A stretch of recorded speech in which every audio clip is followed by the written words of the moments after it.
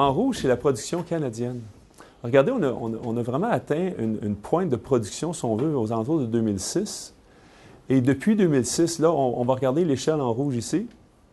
Depuis 2006, on produisait jusqu'à 18 BCF par jour. Aujourd'hui, on est rendu à peine à 13,2. C'est énorme comme baisse de production. Maintenant, au Canada, on a moins de gisements de schiste, on le comprend, contrairement à ce qui s'est passé aux États-Unis. Donc, on parle du conventionnel, du traditionnel, conventional, c'est un anglicisme, j'imagine, de la méthode traditionnelle. Et bon, on le savait déjà, on avait un vieillissement de nos bassins traditionnels au niveau de l'exploitation du gaz naturel. On avait un taux de dépréciation de production de l'ordre de 32 par année. Maintenant, cette perte de production-là, nette, était compensée par une activité de forage qui était très grande. On parle de 3 fois ce qu'elle a été au début des années 2000.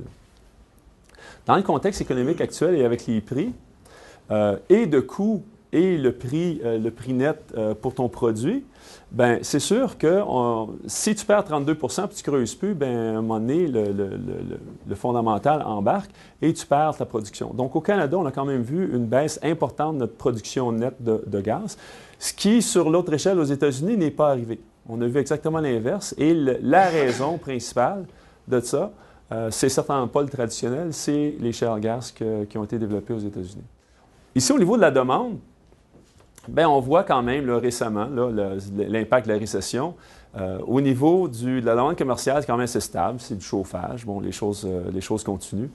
Au niveau de la demande électrique, on a vu une hausse, mais on voit aussi un déclin graduel de la demande industrielle. Et évidemment, bon, mais la récession qu'on vit actuellement a continué ce déclin-là.